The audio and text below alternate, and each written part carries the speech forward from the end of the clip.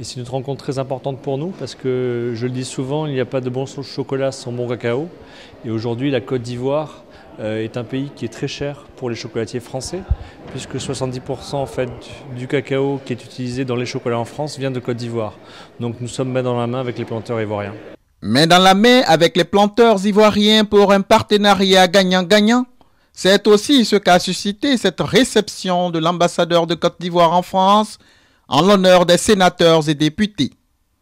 Objectif, sensibiliser ces parlementaires français sur l'implication que pourraient avoir certains textes votés en France.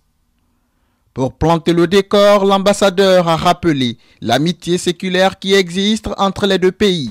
C'est le moment de nous rappeler du président Houphouët-Boigny, qui a été député à l'Assemblée nationale française pendant 14 ans, puis ministre de plusieurs gouvernements français, et terminant comme ministre de la Santé du général de Gaulle, avant d'être le premier chef de l'État de la République de Côte d'Ivoire en 1960. Une histoire forte entre ces deux pays qui ravive bien de souvenirs. Le succès de ce pays repose sur l'agriculture. Comme il aimait à le dire, le père de la nation ivoirienne, feu Félix Houphouët-Boigny. Alassane Ouattara, qui entend repositionner cette marche en avant, a déjà de nombreux succès à son actif. En moins de 4 ans, notre secteur agricole, sous le leadership du président Alassane Ouattara, a renoué avec la croissance, faisant ainsi de notre pays la première puissance agricole sous-régionale, voire africaine. Notre pays a consolidé sa place de premier producteur mondial de cacao, en passant de 36 à plus de 45% de la production mondiale en 3 ans. Nous sommes aujourd'hui premier producteur mondial de noix de cajou, devant l'Inde, avec plus de 700 000 tonnes de cajou. Premier producteur africain de bananes dessert, avec près de 326 000 tonnes en moins de 4 ans. Notre pays est passé premier exportateur africain de mangue, premier pays producteur mondial de noix de cola. Avec plus de 300 000 tonnes, nous sommes premier producteur africain d'EVA, premier exportateur africain d'huile de palme. Nous avons le premier port tonnier en Afrique, devant l'Afrique du Sud. La Côte d'Ivoire, qui prendra part au prochain Salon international de l'agriculture de Paris, profitera de cette occasion pour présenter les réformes pour son programme national d'investissement agricole et la problématique de la valorisation et de la transformation des produits agricoles. En présence des acteurs des différentes filières café-cacao, l'huile de palme durable et de la compagnie fruitière, il a aussi fait cette sollicitation.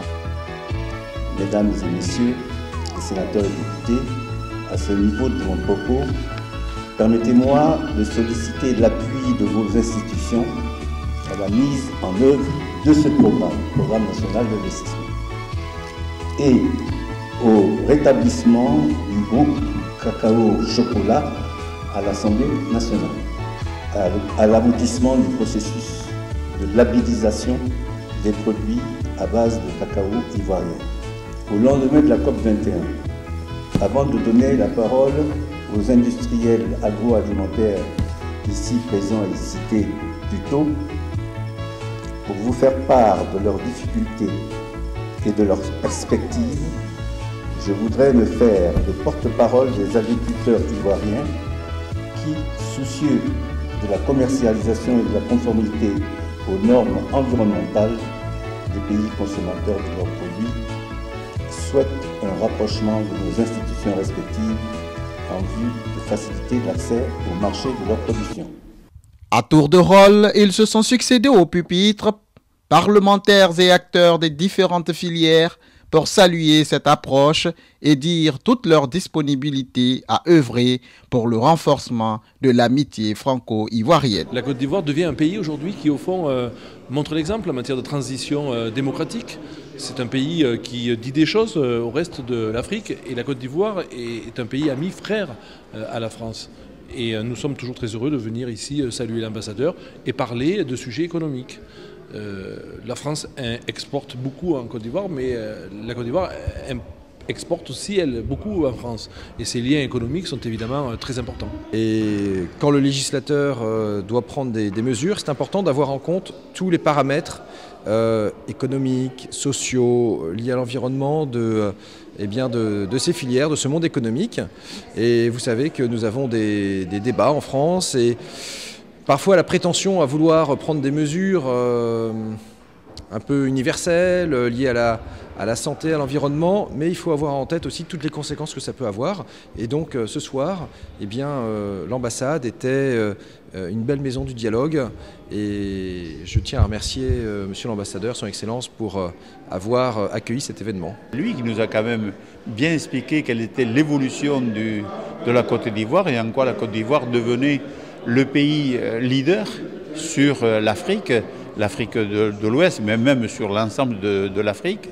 Et puis la mise en valeur des productions, je pense au cacao, je pense à la banane, je pense, disons, ce qui fait la richesse de la Côte d'Ivoire. Donc je repars avec des idées nouvelles et la façon dont on peut, disons, accélérer ou en tout cas donner un cadre très très précis à la coopération décentralisée avec la Côte d'Ivoire.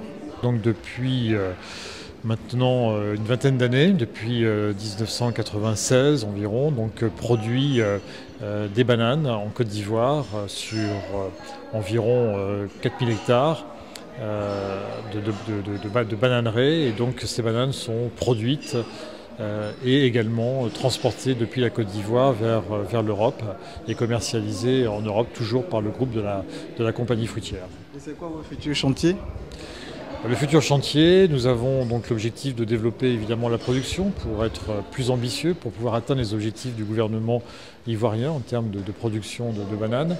Et nous souhaitons également pour cela pouvoir investir dans toutes les activités connexes qui sont importantes pour l'activité bananière, comme par exemple la manutention portuaire sur un terminal fruitier dédié donc aux fruits et légumes et en particulier à la banane. Je pense que déjà la Côte d'Ivoire a des très fortes ambitions au niveau du cacao. Aujourd'hui, vous êtes à 42% de la récolte mondiale. J'ai entendu le 1er octobre à Yamoussoukro que la Côte d'Ivoire ambitionnait de produire 50% du cacao mondial. Donc il y a une forte croissance potentielle de la production de cacao en Côte d'Ivoire, ce qui est aussi une bonne nouvelle aussi pour les chocolatiers. Maintenant, au-delà de la quantité, je pense que la Côte d'Ivoire a aujourd'hui à marketer, à expliquer au public des pays consommateurs la qualité de son produit. D'énormes progrès ont été faits ces dernières années. Et aujourd'hui, je dirais, le ministre de l'Agriculture, à mon avis, de Côte d'Ivoire va faire des annonces très intéressantes lors du Salon de l'Agriculture en France.